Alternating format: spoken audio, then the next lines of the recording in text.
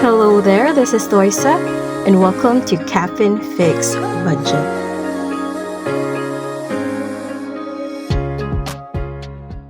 In today's video, let's talk about one of the crucial things I wish I know before I started my small business. And that is perseverance. I've heard a lot of people saying na dapat consistent tayo. And with consistency, we have to really persevere to see things through. Kasi in business, susubukin at susubukin ka talaga, and may mga unexpected talaga na mga challenges that you wouldn't think of na ma-experience mo pala in this journey.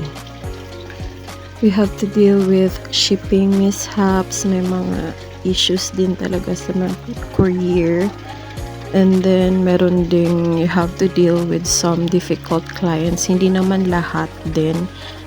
Pero, meron at meron talaga ding may mga nagma-micromanage. Meron ding sobra yung expectation but expects to pay the cheapest price, yung mga ganun. So, hindi ko din yun expect that I have to deal with it.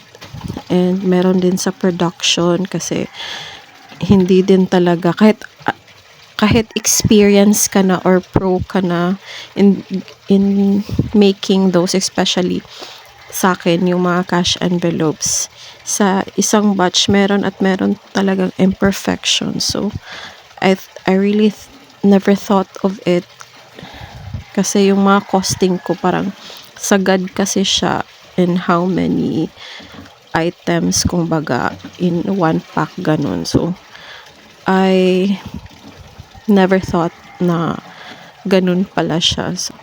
And mga ganun na mga bagay na would entail so much time, effort, and money para ma-sustain. So, just thankful na nag-persevere ako this year. But I have to be honest that this year was the downest I felt and lost. I feel lost talaga this year in terms of my business, because although operating pa rin yung shop, deep within me, hindi ko na nafe-feel yung creative satisfaction, kung baga. Parang ang stale ko na, parang hindi ako nag-grow as a person and as a creator, kung baga ganun. And I really crave for some growth in terms of my creativity and for my personal growth din. So there will be somehow changes in the following year in 2025. And I still hope that I could still keep up the shop while I do so. Yung personal growth ko. And I don't know how it will look like or how it will unfold. Kumbaga, for now, nag-crave ako dun. But I just don't know for a certain kung anong gagawin ko. Looking forward, I'm still hopeful naman din, kahit papano. Ewan ko lang, I just want to be vulnerably honest on how I feel lately. Kasi hindi talaga din lahat wins, kumbaga. But I don't want to discredit my wins in life, especially sa business. But meron at meron din talaga tong ganito na feeling within me behind the scenes that I may not always share online. And I'm just thankful for this community, especially here sa YouTube, that I get to speak out my mind on matters like this na parang ewan, tabu ba siguro na topic, or hindi lang talaga siya well discussed in other spaces. And I hope na if you are an aspiring small business owner, at hindi ka pa nakaka-start, I just hope that you stumble upon this mini podcast style na studio vlogs ko and kakapulutan ng aral, because I never really thought that I have to deal things like this when I was starting out. As a way for me to say thank you for another year of your support, I'll be hosting another giveaway, and you just have to follow me on all my social media accounts. Second is put your IG username on the comment section as a way for me to have communication if you ever win, kasi nung previous I had difficulty kung paano sila i-reach out. So yun lang, simple steps lang talaga, and I wish you a Merry Christmas and thank you so much. Hello, it's November 13 now, and it's currently 5:30 in the morning, and kakatapos ko lang going to.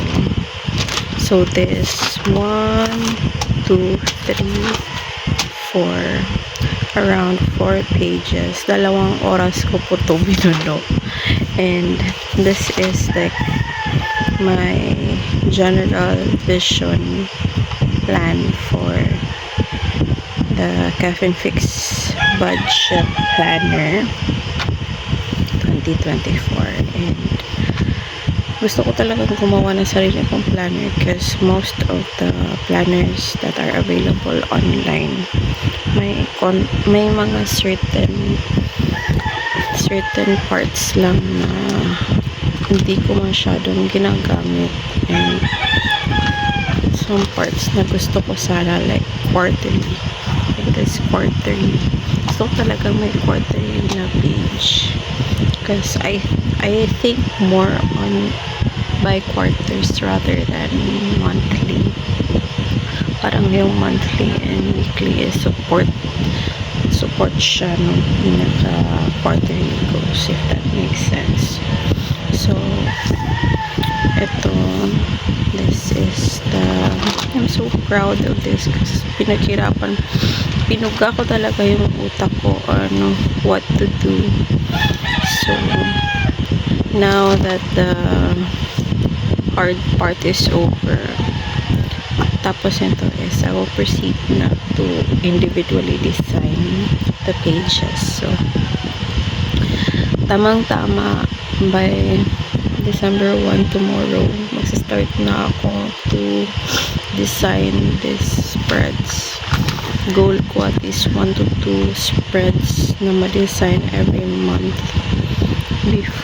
sana matapos ko na before the next year end. So I have a lot of goals na I put on hold dahil dito, kasi it just makes sense to launch this in January. So hopefully matapos ko talaga. I'll work hard on it. And I've been toying around the idea about it, pero parang nag-aalinlangan kasi ako dahil na rin sa budget, because if I will make this a reality first, I was thinking to have some supplier for this, but wala akong makita. Because usually may mga nakakita ko na nag-customize ng mga planner or journal, but usually ang naka-customize lang is yung pinaka-cover, like ito, ganito sa pinaka-front niya. And wala lang, parang hindi siya ganun na as I thought it would be. So eto, and finally, nakakatakot. I'm finally doing it na on my own, kasi mas may control ako on what to do compared sa iba. Because I also tried to collaborate with a designer, pero ewan ko lang, siguro the OC in me and the creative part of me longs to have that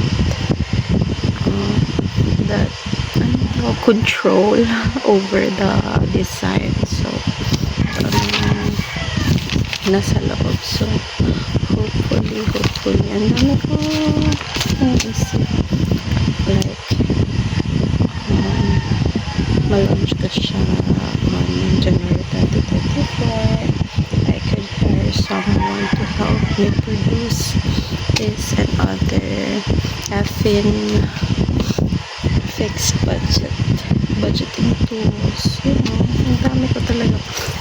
I've already mentioned some of this goals naman even before pa. So ito lang, paunti-unti ko na siyang nagagawa. So I've already purchased yung mga kailangan ko for this journal. So in transit na sila, and nakaka-excite mag-experiment din how to make this whole idea into reality. Hopefully ma-execute ko siya as I'd like to. So shout out pala kay Miss Fran Soberano.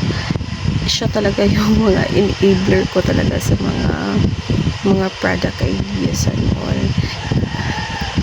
Like nagsisend talaga siya sa akin ng mga samples na maganda, na included sa planner or mga hinahanap niya, mga pegs, ganun. So